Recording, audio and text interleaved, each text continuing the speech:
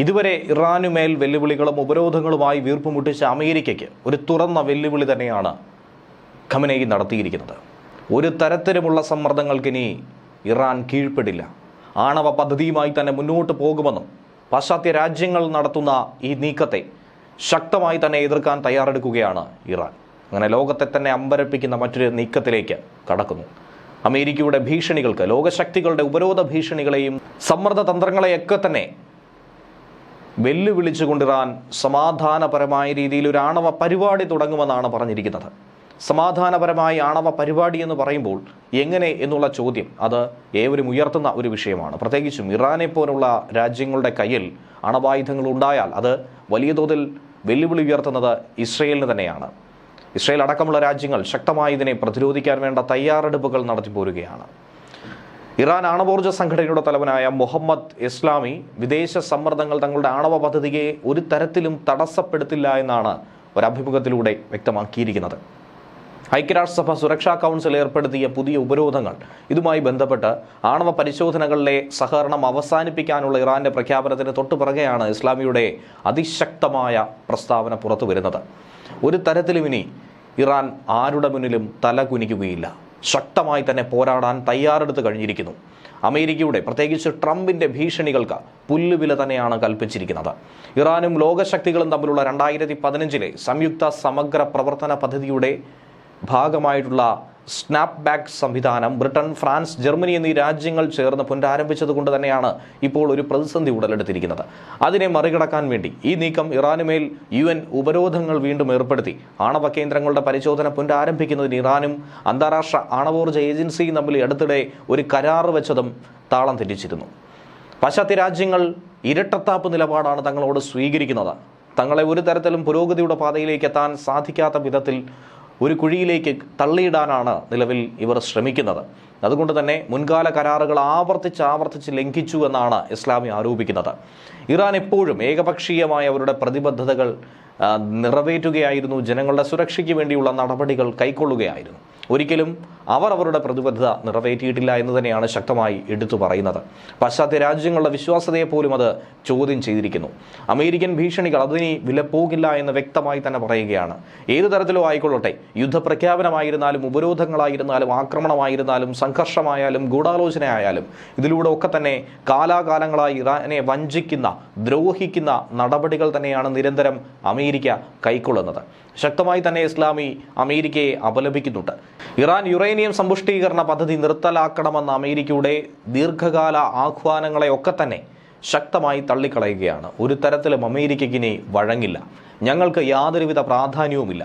ഞങ്ങൾ ആരുടെയും ഉത്തരവുകൾ ഇനി സ്വീകരിക്കുന്നില്ല എന്ന് തന്നെയാണ് തറപ്പിച്ചു പറഞ്ഞിരിക്കുന്നത്. അമേരിക്കൻ സമ്മർദ്ദങ്ങളെ എങ്ങനെ ഇറാൻ നേരിടും എന്നുള്ളതിനി കണ്ടറിയേണ്ടതായിട്ടുണ്ട്.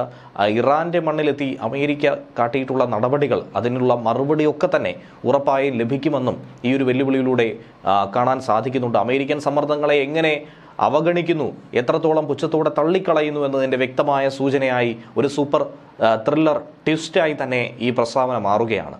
ഇറാന്റെ ആണവ പദ്ധതി എന്നും സമാധാനപരമായിരുന്നുവെന്നാണ് അദ്ദേഹം ആവർത്തിച്ചു പറയുന്നത്.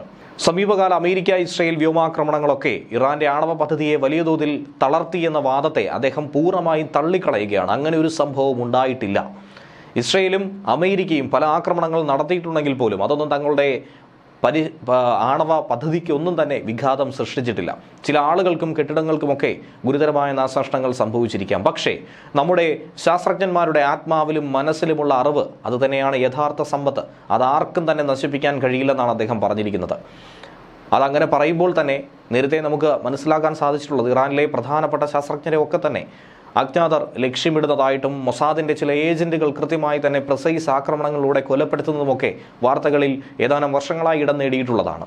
ഇനി പലതരത്തിലുള്ള ചോദ്യങ്ങൾ അവശേഷിക്കുകയാണ്. ഒരു ഭൂഖണ്ഡാന്തര ബാലിസ്റ്റിക് മിസൈൽ പരമോന്നത നേതാവ് ആയത്തുള്ള അലി ഖമേനി അനുവദിച്ച 2000 കിലോമീറ്റർ പരിധിക്ക്, അതായത് ഇസ്രയേലും അമേരിക്കയും ഒക്കെ തന്നെ കയ്യെത്തും ദൂരത്താകുന്ന രീതിയിലേക്ക് ഇത് മാറും. മുഴുവൻ യൂറോപ്പിനെ തന്നെ പരിധിയിൽ കൊണ്ടുവരാനായി ഇതിന് സാധിക്കും. മുൻകാലങ്ങളിൽ ഇറാൻ ഈ പാഡ് ഉപയോഗിച്ചുകൊണ്ട് ഖര ഇന്ധന മിസൈലുകളൊക്കെ വിക്ഷേപിച്ചിട്ടുള്ളതാണ്. പ്രവാചകൻ മുഹമ്മദിന്റെ ചെറുമകനും ഷിയ വിശ്വാസത്തിലെ ഒരു പ്രധാന വ്യക്തിയുമായിട്ടുള്ള ഇമാം ഹുസൈൻ്റെ കുതിരയുടെ പേരാണ് ഇതിന് നൽകിയിരിക്കുന്നത്. സുൽജനയ്ക്ക് ബഹിരാകാശത്ത് ഉപഗ്രഹങ്ങൾ വരെ വിക്ഷേപിക്കാൻ കഴിയുമെന്നാണ് മനസ്സിലാക്കാൻ സാധിക്കുന്നത്.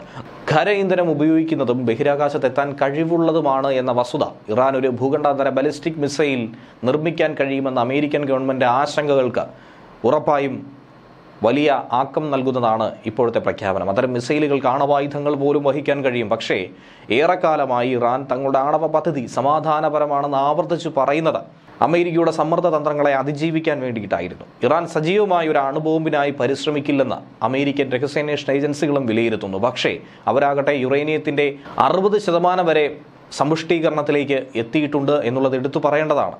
പരീക്ഷണം ഒരു ബഹിരാകാശ വിക്ഷേപണ വാഹനത്തിൻ്റെതാണെങ്കിൽ യൂറോപ്യൻ ഭൂഖണ്ഡം, അമേരിക്കൻ മാതൃരാജ്യം എന്നിവ പോലുള്ള മിഡിൽ ഈസ്റ്റിന് പുറത്തുള്ള പല മേഖലകളെയും ലക്ഷ്യം വെക്കാനായി അവർക്ക് സാധിക്കും. ഭീഷണിപ്പെടുത്താനുള്ള ഇറാന്റെ ആഗ്രഹത്തെ അത് പ്രതികരിക്കുന്നുവെന്നാണ് മനസ്സിലാക്കാൻ കഴിയുന്നത്. ഇത്തരം മിസൈലുകൾ ആണവായുധം വഹിക്കുന്നത് കൊണ്ട് തന്നെ സമാധാനപരമെന്ന് എങ്ങനെ പറഞ്ഞ് നിൽക്കാൻ സാധിക്കും എന്നുള്ളതാണ് പറയുന്നത്. കാരണം ആയുധ ഗ്രേഡിന് അടുത്തുള്ള നിലയായിട്ടുള്ള 60% വരെ പരിശുദ്ധിയിലേക്ക് യുറേനിയം സമ്പുഷ്ടമാക്കുന്നത് വലിയ തോതിൽ തന്നെ ഈ മേഖലയിൽ ആശങ്ക ഉണ്ടാക്കുന്നുണ്ട്. പരീക്ഷണം ഇറാൻ ഔദ്യോഗികമായി അംഗീകരിച്ചിട്ടില്ലാത്തതിനാലും അവശേഷിച്ച കോൺട്രായിലിൽ ഉണ്ടായിരുന്ന ക്രമരഹിത സ്വഭാവം കാരണവും വിക്ഷേപണം പരാജയപ്പെടാനുള്ള സാധ്യത പലരും പറയുന്നുണ്ട്. വിദഗ്ധർ അത് തള്ളിക്കളയുന്നില്ല എങ്കിൽ പോലും ഔപചാരികമായ സ്ഥിരീകരണം കിട്ടാത്തതുകൊണ്ട് അന്താരാഷ്ട്ര സമ്മർദ്ദങ്ങളെയും ഉപരോധങ്ങളെയും അവഗണിച്ചുകൊണ്ട് മിസൈൽ പദ്ധതി തുടരുമെന്ന ശക്തമായ സന്ദേശം ഈ ഘട്ടത്തിൽ പാശ്ചാത്യ രാജ്യങ്ങൾക്ക് നൽകുകയാണ് ഇറാൻ.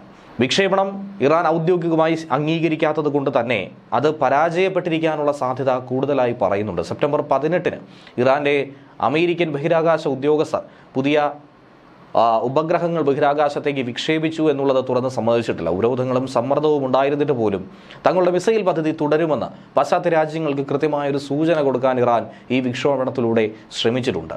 ടെഹ്റാൻ എന്താണ് ചെയ്യുന്നത് എന്ന കാര്യത്തിൽ ഇപ്പോഴും അവ്യക്തത നിലനിൽക്കുകയാണ്. ഇനി ഇറാന് ലഭിക്കുന്ന പിന്തുണ അത് ഏത് രീതിയിലായിരിക്കും എന്നുള്ള ചോദ്യം അവിടെ നിൽക്കുന്നു.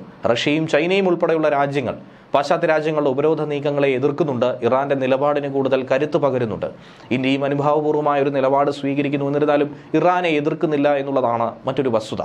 റഷ്യയുടെ UN പ്രതിനിധി സ്നാപ്ബാക്ക് നടപടിക്രമം നിയമപരമാണെന്ന് റഷ്യ അംഗീകരിക്കുന്നില്ല എന്നുള്ളത് എടുത്തു പറഞ്ഞിട്ടുണ്ട്. അതുകൂടാതെ ലോകത്തിലെ 130-ലധികം രാജ്യങ്ങളിൽ തങ്ങളുടെ ആണവ കേന്ദ്രങ്ങൾക്ക് നേരെയുള്ള ആക്രമണങ്ങളെ അപലപിച്ചുവെന്നാണ് ഇറാൻ പറയുന്നത്. ഇറാൻ തന്നെ നേരത്തെ പറഞ്ഞിട്ടുണ്ട് തങ്ങളുടെ രാജ്യത്ത് മാത്രമല്ല ഇതിൻ്റെ പരീക്ഷണങ്ങൾ നടന്നു വരുന്നത്, പുറത്തും തങ്ങൾക്ക് കൃത്യമായ ഗവേഷക മേഖലയുണ്ടെന്നും അതൊന്നും തന്നെ ഇസ്രയേലിൻ്റെ എന്നല്ല അമേരിക്കയുടെ കണ്ണിൽ പോലും പെടാത്ത രീതിയിൽ സൂക്ഷിച്ചിരിക്കുന്നു, സൂക്ഷ്മമായി തന്നെ മുന്നോട്ട് കൊണ്ടുപോകുന്നുവെന്നാണ് പറയുന്നത്.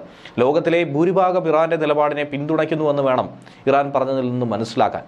ചർച്ചകൾക്ക് തയ്യാറാണെന്നും പക്ഷേ സ്വന്തം അവകാശങ്ങൾ ഉപേക്ഷിച്ച് മുന്നോട്ട് പോകില്ല എന്ന് തന്നെയാണ് ഇസ്ലാമിയുടെ വാക്കുകളിലൂടെ നമുക്ക് മനസ്സിലാക്കാൻ കഴിയുന്നത്.